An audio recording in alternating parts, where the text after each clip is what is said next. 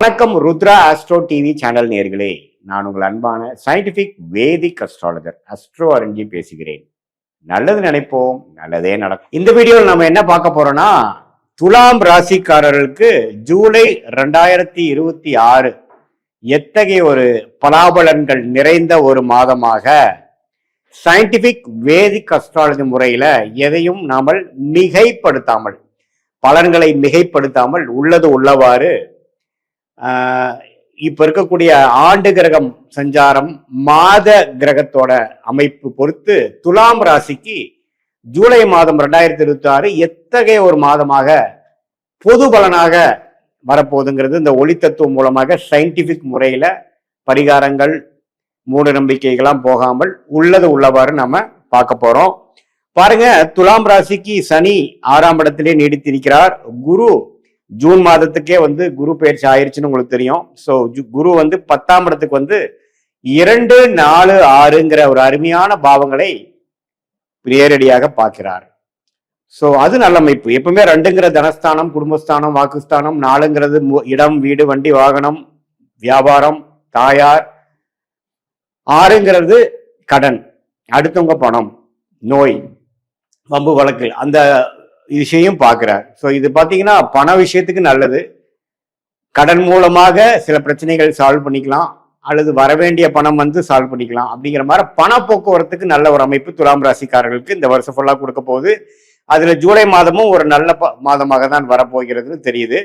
ராகு 5ஆம் இடத்திலும் கேது 11ஆம் இடத்திலும் இருக்கும் பொழுது குழந்தைகளுக்காக சில மெனக்கெடுதல், பூர்வீக விஷயங்கள், லாப நோக்குக்காக சிலது, நம்ம குழந்தைங்களோட முன்னேற்றத்துக்காக படிப்பு விஷயத்துல, வியாபாரம் விஷயத்துல, அதாவது அவங்களுக்கு செட் பண்ணி கொடுக்கக்கூடியது, தொழில், வேலை, சுற்று, அதெல்லாம் நம்ம கொஞ்சம் மெனக்கெடுவோம். ஸோ துலாம் ராசிக்காரர்களுக்கு ஓரளவுக்கு அந்த ஆண்டு கிரகத்தின் அமைப்பு ஒன்றும் தப்பு இல்லை. குறிப்பா சனி 6ல் இருக்கிறது ரொம்ப ஒரு பாதுகாப்பு. இப்ப பாருங்க, மாத கிரகமாகிய ராசி அதிபதி ஆகிய சுக்கிரனே 11ஆம் இடத்துக்கு வரார். எப்போ? 2வது வாரத்திலிருந்து 10ல் இருக்கக்கூடிய சுக்கிரன் 11ங்கிற சிம்மத்துக்கு வரார். அதுவும் நல்ல விஷயம்தான். சிம்மத்துல சுக்கிரன் பகை பெற்றிருந்தாலும் 11ஆம் இடத்துல இருக்கும் பொழுது அவ்வளவு ஒன்றும் அஃப்ளிக்ஷன் வராது. என்ன, செவ்வாயின் பார்வை பெறுகிறார். ரிஷபத்தில் இருக்கிற ஒரு செவ்வாயோட பார்வை துலாம் ராசிக்காரர்கள் பெறும் பொழுது கொஞ்சம் ஃப்ரஸ்ட்ரேட்டடாகவும், அடுத்தடுத்து நம்ம என்ன பண்ணணும் நினைக்கிறதுல ஒரு ரெஸ்ட்லெஸ்னஸ், ஒரு கோபதாபங்கள், செட்டில்டான ஒரு ஃபீலிங் இல்லாம அவசர அவசரமா செய்யக்கூடிய அமைப்புகள், ஒரு டார்கெட் ஓரியன்டா ஒரு விஷயத்தை நோக்கி நம்ம செயல்படக்கூடிய அமைப்புக்கு கொஞ்சம் டென்ஷன் ஆகுறது. அது மாதிரி விஷயமெல்லாம் ராசி அதிபதி செவ்வாயின் பார்வை பெற்று 11ஆம் இடத்துல பகை பெற்றிருக்கிறதுனால கொஞ்சம் செகண்ட் வீக்ல இருந்து கொடுப்பார்.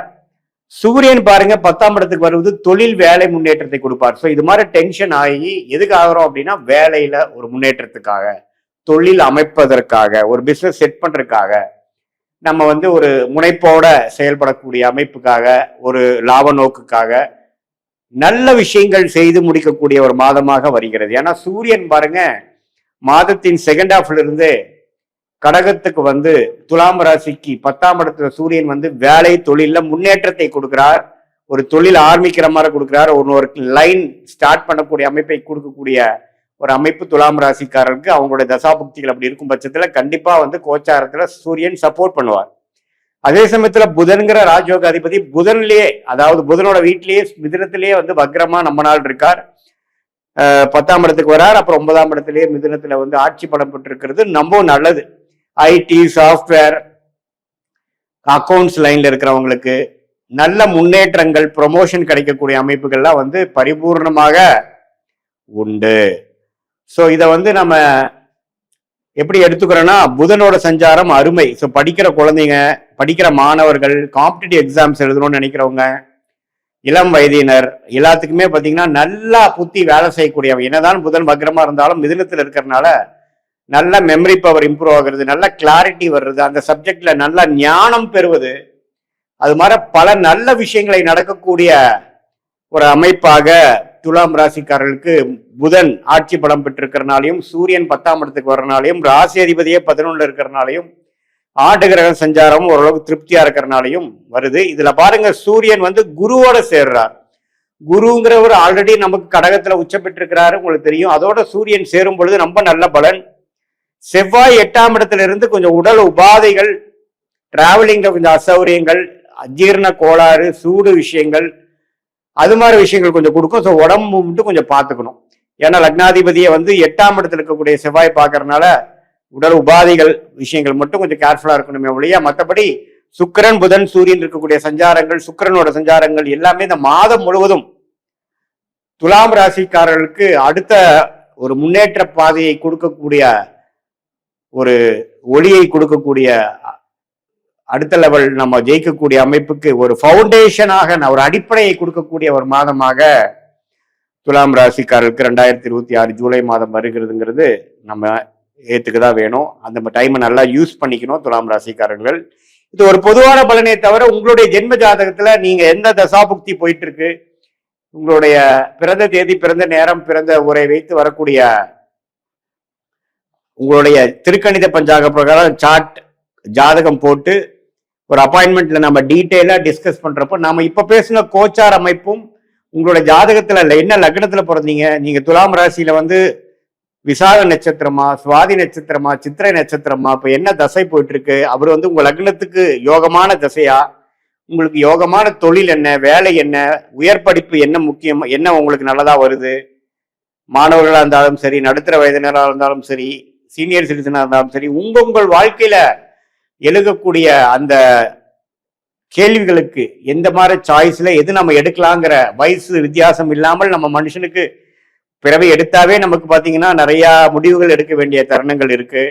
அந்தந்த தருணங்கள்ல கரெக்டான முடிவுகளை எடுக்கும் பொழுது நம்ம கர்மாவின் படி என்ன நமக்கு சரியா வருமோ அதுக்கு நம்ம தேர்ந்தெடுத்து எடுக்கும் பொழுது தேவையற்ற பண விரயங்கள், தேவையற்ற சமய விரயங்கள், டைம் வேஸ்ட், அதெல்லாம் அவாய்ட் பண்ணி என்ன நமக்கு நல்லா வருமோ, எது நமக்கு பிராப்தமா இருக்கோ அதை செய்யும் பொழுது எதிர்நீச்சல் போடாமல் எளிதாக நம்ம வாழ்க்கையில் முன்னேற்றத்தை அடைந்து, அது பினான்சியல் பெனிஃபிட்ஸா இருந்தாலும் சரி, ப்ரொஃபஷனல்ல ப்ரொமோஷன் ஆகிற மாதிரி இருந்தாலும் சரி, பேரும் புகழும் கிடைக்கிற மாதிரி இருந்தாலும் சரி, திருமணம் விஷயங்களா இருந்தாலும் சரி, நமக்கு லேட் மேரேஜா, ஏர்லி மேரேஜா, அரேஞ்ச் மேரேஜா, காதல் திருமணமா, எது மாதிரி விஷயங்கள் நமக்கு காட்டுது, எப்போ நம்ம எது பண்றது நல்லது, குழந்தை பேர் எதிர்பார்த்து கொண்டிருக்கக்கூடிய தம்பதியினருக்கு எது மாதிரி டைம்ல நல்ல விஷயங்கள் வருது, ட்ரீட்மெண்ட்டோட பண்ணணுமா, ட்ரீட்மெண்ட் இல்லாமையே வர்றதுக்கு வாய்ப்புகள் உண்டா, உங்களோட 5ஆம் இடம் புத்திரஸ்தானம் எப்படி இருக்கு, புத்திரகாரகன் எப்படி இருக்கு, சுக்கிரன் எப்படி இருக்கு,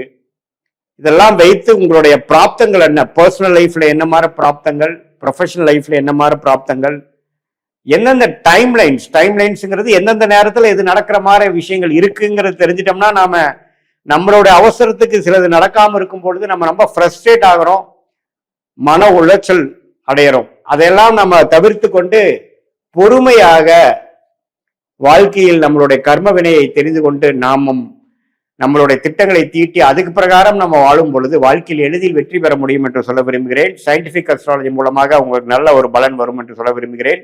மீண்டும் மற்றொரு காணொலியில் சந்திப்போம். நன்றி, வணக்கம்.